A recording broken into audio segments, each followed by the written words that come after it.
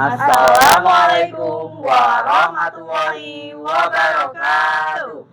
Halo, perkenalkan kami calon guru penggerak angkatan 8 Kota Magelang.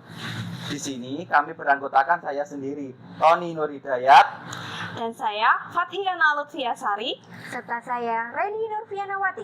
Di sini kami akan mempraktekkan coaching supervisi akademik tugas modul 2.3. Selamat menyaksikan.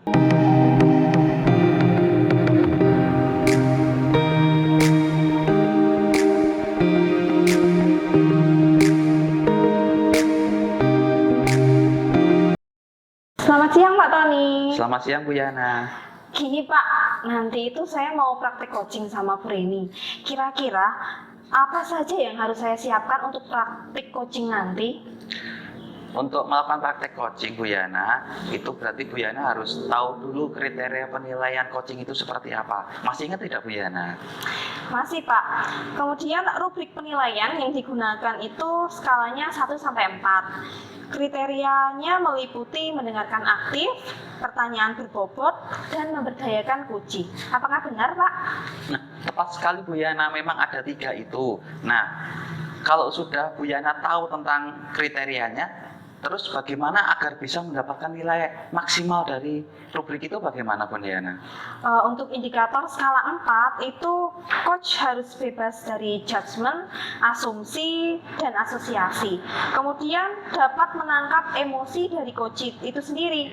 Kemudian coach juga berupaya untuk mengajukan pertanyaan terbuka berdasarkan apa yang didengarkan dari coach. Selain itu, coach juga selalu membantu coach membuat rencana aksi spesifik, mendorong ide dari coach pada saat dimintai saran berbagi pengalaman, Pak. Oh iya, betul sekali Bu Yana. Nah, seperti itu memang kriteria untuk mendapat nilai maksimalnya. Kemudian, kalau kompetensi yang didapatkan dari coach itu seperti apa kompetensinya Bu Yana? Ada 3 kompetensi, yaitu mendengarkan penuh, mendengarkan aktif, sama mengajukan pertanyaan berbobot, Pak. Kemudian Bu Yana, ada yang masih dibingungkan tidak dari 3 kompetensi yang Bu Yana bicarakan tadi kira-kira? Iya Pak, saya itu masih bingung bagaimana cara mengajukan pertanyaan berbobot. Kira-kira itu pertanyaan berbobot itu seperti apa? Saya itu khawatirnya kalau pertanyaan yang saya ajukan itu kurang tepat. Begini Bu Yana, untuk mengajukan pertanyaan berbobot itu seperti halnya ketika Bu Yana membuat soal untuk murid, tapi yang membutuhkan penalaran tinggi atau boleh dikatakan soal hot kemarin kan seperti itu. Iya. Nah, kriteria dari soal hot itu coba bagaimana Bu Yana? Oh iya, kalau kriteria soal hot itu saya mengajukan pertanyaan kepada siswa, pertanyaan bersifat terbuka. Kemudian di situ saya juga menggali akar permasalahan, kemudian dapat menemukan solusi dari permasalahan tersebut. Tetapi pertanyaannya itu tidak menyudutkan ataupun menjudge coach. Kemudian kita juga tidak diperkenankan untuk melabel ataupun menyamakan kondisi coach dengan kita. Jadi intinya itu kita itu diminta untuk mengembangkan diri coach dan si coach bisa menyelesaikan masalahnya sendiri, Pak. Nah, betul sekali Bu Yana, memang kita harus mengajukan pertanyaan terbuka. Nah, kalau dari Bu Yana sendiri, kira-kira contoh pertanyaan terbuka itu seperti apa coba? Bagaimana jika saya mengajukan pertanyaan apa ide Bu Reni? Kemudian menurut Bu Reni sebaiknya bagaimana? Kemudian aktivitas apa yang ingin Bu Reni lakukan? Kemudian bisa juga siapa kira-kira yang bisa membantu kegiatan Bu Reni? Seperti itu Pak. Setuju sekali Bu Yana, tepat seperti itu. Kemudian dari penilaian tadi, indikator apa yang bisa Bu Reni tetapkan agar coaching itu berjalan dengan lancar? Iya, menurut saya indikator ketercapaiannya yaitu jika Bu Reni bisa menemukan solusi dari permasalahannya sendiri. Kemudian Bu Reni juga konsisten serta berkomitmen untuk melakukan tindakan yang direncanakan. dan Bu Reni juga bisa merasa lega, tidak terbebani dengan permasalahannya, Pak. Tepat sekali Bu Yana, seperti itu. Jadi setelah coaching tujuannya pasti agar Bu Reni itu menjadi lebih lega. Nah, seperti itu yang namanya coaching Bu Yana. Mungkin ada yang ditanyakan lagi? Terima kasih, Pak. Terima kasih atas pencerahannya hari ini ya, Pak. Oke. Sama-sama Bu Yana, yang penting Bu Yana tetap semangat, kemudian nanti lebih fokus lagi pada coaching dan juga bisa memberikan pertanyaan yang benar-benar berbobot dan bisa menggali potensi dari coachingnya. Seperti itu Bu Yana. Ya. Baik Pak Tony, terima kasih. Terima kasih Bu Yana. Selamat siang Bu Yana, maaf mengganggu waktunya Bu Yana. Apakah Bu Yana ada waktu? Selamat siang Bu Reni. Hari ini kebetulan saya lagi kosong, jadi sekarang sedang pelajaran olahraga. Gimana Bu Reni? Ada yang bisa saya bantu? Gini Bu Yana, saya tuh lagi galau, lagi pusing, lagi stres. Stres kenapa Bu Ren? Kok kayaknya itu galau banget seperti itu? Ada masalah apa? Gini loh Bu Yana, siswa di kelas saya itu tahun ini tuh seperti tidak semangat dalam belajar itu loh Bu Yana. Jadi ketika saya menerangkan, saya ini tuh nilainya itu jelek-jelek terus. Saya tuh makanya saya ingin sharing dengan Bu Yana untuk hari ini. Oh iya, jadi tujuan coaching kali ini yaitu Bu Reni ingin curhat tentang murid-murid Bu Reni yang daya serapnya rendah seperti itu Bu Reni ya? Iya gitu loh Bu Yana. Terus mungkin dari saya berbincang-bincang ya, saya melakukan coaching dengan Bu Yana ini, saya bisa menemukan solusi yang tepat untuk siswa-siswa saya seperti itu Bu Yana. Oh iya, kalau boleh saya tahu dari yang tadi saya tangkap itu kan daya serapnya masih rendah seperti itu ya Bu Reni ya? Iya. Kira-kira menurut Bu Reni apa yang menyebabkan kok murid-murid Bu Reni itu daya serapnya masih rendah? Mungkin akibat dari pandemi kemarin itu ya Bu ya, selama 2 tahun anak-anak jadi kurang semangat untuk mengikuti kegiatan pembelajaran ya. Jadi konsep-konsep dasar mereka lupa semua. Jadi ya contohnya seperti penjumlahan dan pengurangan, perkalian dan pembagian itu mereka semuanya lupa dan tidak semangat. Sepertinya mereka kalau berangkat sekolah tuh kayak hanya berangkat sekolah saja. Jadi nggak ingin mendapatkan ilmu seperti kita waktu sekolah dulu itu loh Bu. Iya, kira-kira menurut Bu Reni itu jadi penyebab masalah itu karena siswa itu belum menguasai materi esensialnya ya Bu ya? Mungkin juga ini Bu Yana tentang pembelajaran dari daring kemarin itu kurang efektif seperti itu kayaknya Bu Yana. Iya, jadi selain materi esensial, kemudian ada pembelajaran daring yang melatar belakangi daya serap siswa itu rendah, seperti itu ya Bu Ren? Jadi pembelajarannya tidak efektif Bu. Kemudian mengapa pembelajaran yang sebelumnya itu tidak efektif ya Bu? Apakah bisa dijelaskan lebih detail? Mungkin anak-anak waktu pembelajaran daring kemarin mereka itu kan kesulitan dalam jaringan ya Bu ya.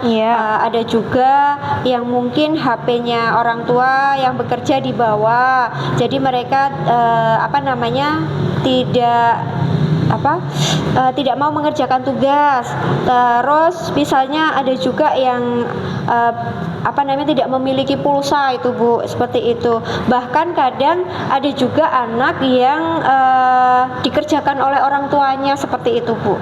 Jadi secara garis besar itu karena efek pandemi itu ya Bu, pandemi 2 tahun itu ya Bu. Kemudian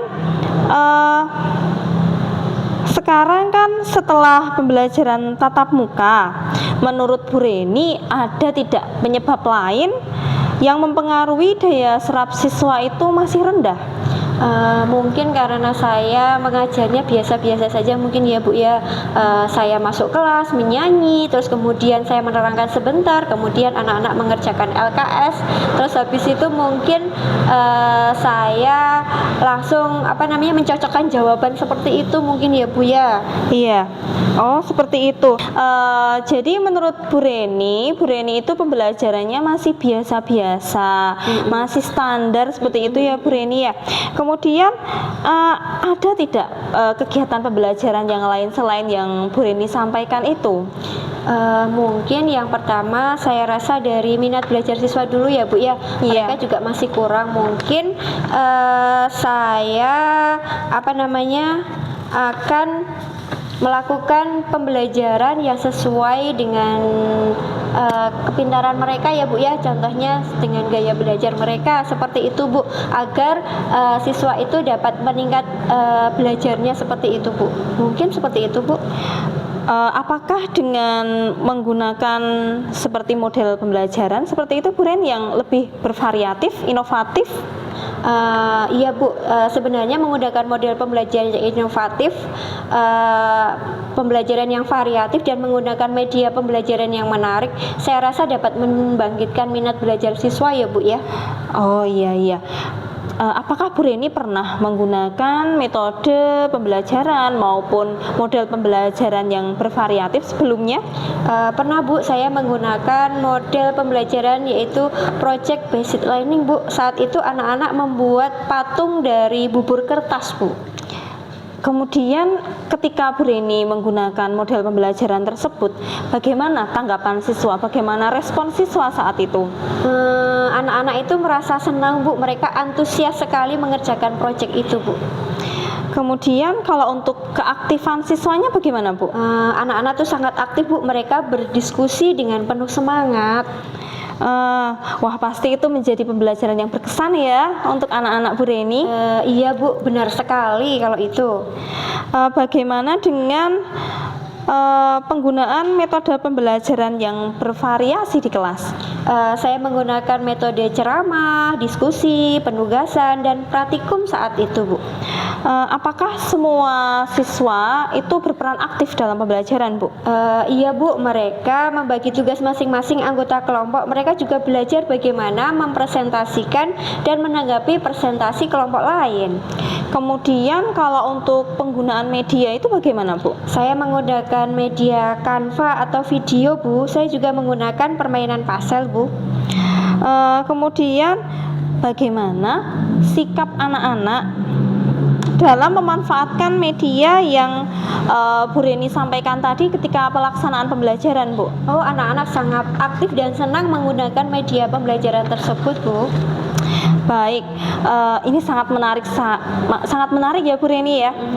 Tapi saya ingin tahu lebih banyak lagi nih.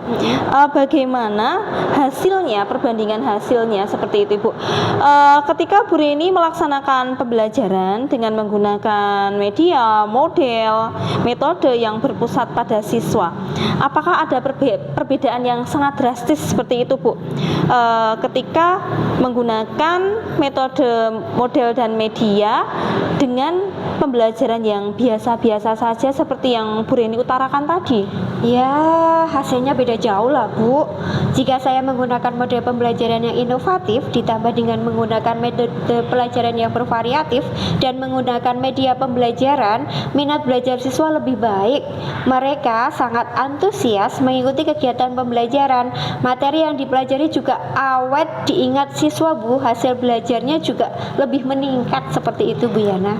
Kalau dari yang saya rangkum dari perkataan Bu Reni itu bahwa model media pembelajaran yang bervariatif itu ternyata itu dapat menarik minat siswa seperti itu ya Bu ya.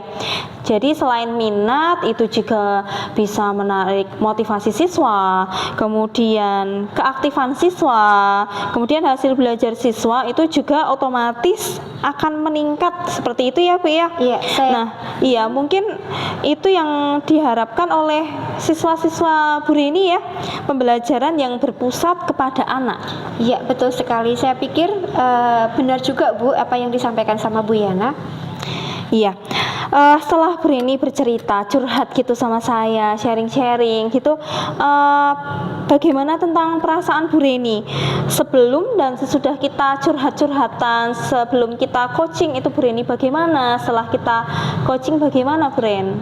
Terus terang akhir ini saya kan ngelokro ya Bu ya, tidak semangat untuk mengajar dan kepikiran terus dengan masalah ini. Sekarang saya jadi lebih semangat, lebih tenang, dan saatnya mungkin saya ingin memiliki rencana Bu. Baik, kemudian Bu Reni itu ada rencana apa ke depannya? Mungkin saya akan tadi ya yang sudah disampaikan di depan tadi, saya ingin memetakan kebutuhan belajar siswa Bu. Kemudian ada hal lain lagi yang bisa dilakukan Bu Reni? Saya juga akan membuat rencana pembelajaran ya, rencana pelaksanaan pembelajaran yang inovatif yang berpusat pada siswa. Tentu saja RPP yang sudah saya rancang ini akan benar-benar saya laksanakan saat kegiatan pembelajaran. Ya, saya sependapat dengan Bu Reni. Saya setuju dengan ide Bu Reni. Syukurlah sekarang saya benar-benar merasa lega Bu, karena jujur saya awalnya bingung mengambil langkah dalam menyelesaikan ini. Sekarang saya sudah dapat menemukan solusi untuk permasalahan saya ini. Syukurlah Bu Reni sudah merasa lega. Lalu dari yang sudah Bu Reni rencanakan tadi, komitmen apa yang akan Bu Reni lakukan?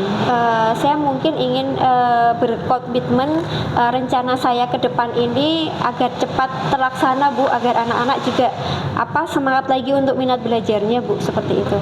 Kemudian Bu Reni itu membutuhkan dukungan dari siapa saja untuk melakukan kegiatan itu? Mungkin nanti saya akan meminta tolong ya kepada guru-guru yang lebih senior. Contohnya seperti Pak Soim, atau kalau enggak dengan guru mapel ya Bu ya, seperti Bu Guru Agama sama Pak Guru Olahraga ya, Pak Aris sama Bu Sakin. Mungkin Bu, saya ingin minta tolong kepada mereka langkah saya ini. Ya, itu ide bagus sekali ya Bu Reni ya. Semoga dapat segera terselesaikan dan Bu Reni dapat bekerja dengan suasana hati yang tenang tanpa dihantui rasa ketidaknyamanan ya Bu Reni ya. Iya Bu, saya juga terima kasih sekali ya Bu ya, sudah dibantu dalam coaching hari ini ya, yang tadinya saya ngelokro, saya akhirnya lega sekali, saya jadi lebih semangat lagi dalam mengajar anak-anak Bu. Alhamdulillah ya Bu Reni ya. Semoga Bu Reni dimampukan untuk dapat menggali minat siswa, dapat menjembatani mereka untuk menemukan bakat dan minatnya. Seperti itu ya Bu Reni ya. Iya. Apakah ada hal lain lagi yang akan kita sharingkan Bu Reni? Kiranya hanya ini dulu Bu Yana, dan saya mengucapkan terima kasih ya Bu Yana atas keluangan waktu Bu Yana untuk bercurhat ria sama saya atau bercoaching ria sama saya. Mudah-mudahan sharing dari Bu Yana mendapat keberkahan dari Allah Subhanahu wa taala. Amin. Terima kasih Bu Reni. Jika tidak ada hal lain lagi yang kita sharingkan, berarti kita sudahi coaching hari ini ya Bu Reni. Oke Bu, terima kasih. Wassalamualaikum. Waalaikumsalam. Selamat sore Bu Yana. Selamat sore Pak Tony. Tadi jadi coaching dengan Bu Reni? Alhamdulillah, tadi saya sudah melakukan coaching bersama Bu Reni. Alhamdulillah. Terus bagaimana Ibu? Lancar enggak? Alhamdulillah, lancar Pak. Alhamdulillah ya Bu. Berarti Bu Yana sudah berhasil ini ya. Nah, tadi itu ketika melakukan coaching, apa yang Bu Yana lakukan itu? Yang pertama itu saya menanyakan tujuan coaching hari ini itu apa. Kemudian setelah menanyakan tujuan, saya mengidentifikasi dari apa yang telah disampaikan oleh Bu Reni. Kemudian saya menanyakan rencana aksi yang akan dilakukan Bu Reni untuk mengatasi permasalahannya. Kemudian setelah itu tanggung jawab yaitu berupa komitmen dari rencana yang telah Bu Reni canangkan untuk memperbaiki permasalahan tadi Pak. Oh begitu ya. Wah luar biasa sekali Ibu. Ini berarti sudah bagus sekali apa yang telah Bu Yana lakukan ini tadi. Coachingnya luar biasa. Nah kemudian kriteria keberhasilan atau pencapaian dari Bu Yana sendiri bagaimana tadi? Alhamdulillah Pak, tadi saya sudah berusaha ya Pak, berusaha mendengarkan dengan penuh, kemudian saya juga mendengarkan dengan aktif, kemudian juga berupaya untuk mengajukan pertanyaan yang berbobot dengan cara tidak menggunakan pertanyaan tertutup seperti apakah, mengapa, kemudian sudahkah, seperti itu Pak. Waduh. Oh iya, berarti sudah luar biasa sekali ini Bu. Kira-kira dengan yang dilakukan Bu Yana tadi itu, Bu Reninya bagaimana? Tadi itu Bu Reni sudah merasa tidak galau Pak, jadi dia itu sudah merasa tenang karena dia sudah berhasil mengatasi permasalahannya dengan cara dia itu bisa menemukan solusi dari permasalahannya. Jadi sepertinya ada kepuasan tersendiri dari diri Koci Pak. Oh ya, wah mantap sekali ini berarti ya Bu ya. Berarti tadi Bu Yana sudah istilahnya membimbing Bu Reni menemukan solusinya sendiri begitu ya? Iya. Luar biasa sekali. Nah itu tadi mungkin dari coaching yang telah dilakukan Bu Yana sudah melakukan luar biasa sekali, urutannya langkah-langkahnya sudah tepat, kemudian ketercapaiannya sudah tercapai semua. Saya benar-benar bangga dengan Bu Yana ini, luar biasa sekali. Terima kasih Pak. Nah, Bu Yana, dari yang Bu Yana lakukan tadi, coaching tadi itu, tentunya pasti mungkin ada hal-hal yang ingin diperbaiki mungkin atau yang pengen ditingkatkan ke depannya. Iya, ini sih Pak, jadi ketika mendengarkan curhatan itu kita itu terkadang kan membutuhkan banyak waktu ya, jadi itu mungkin itu yang agak menyita waktu saya seperti itu Pak. Tapi karena dengan kita mendengarkan curhatan dari teman seperti itu, kita itu jadi bisa belajar dari pengalaman mereka. Kemudian kita juga, oh ternyata dari permasalahan ini tuh kita bisa menemukan solusi seperti ini, seperti itu Pak. Itu bisa juga menjadi pembelajaran juga sih untuk saya. Oh iya, berarti luar biasa ya Bu. Jadi intinya saling berkolaborasi gitu Iya. ya. Baik coach dan coach juga saling memberi masukan, kemudian saling belajar tentang coaching ini bisa menjadi lebih baik lagi begitu ya Bu ya. Mungkin dari yang telah dilakukan Bu Yana tadi, mungkin ada yang ingin disampaikan lagi? Sepertinya sudah cukup ya Pak ya tentang coaching ini.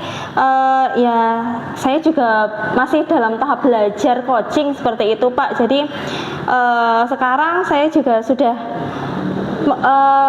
menguasai coaching ini dan berharap saya juga akan meningkatkan kemampuan coaching saya Pak. Oh ya, luar biasa Bu.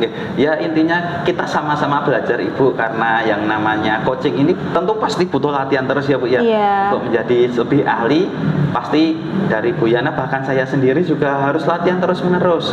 Karena namanya pembelajar itu kan seumur hidup katanya seperti itu Iya, ya Bu. Pak. Jadi kita sama-sama belajar untuk menjadi guru yang hebat, guru yang menginspirasi, guru yang dirindukan murid-muridnya, dan menjadi bagian dari kemajuan pendidikan Indonesia. Begitu ya Bu ya. Amin. Terima kasih ya Pak Tony atas kemarin saya juga galau gitu sama Pak Tony, dan alhamdulillah ternyata saya bisa melakukan proses coaching dengan baik.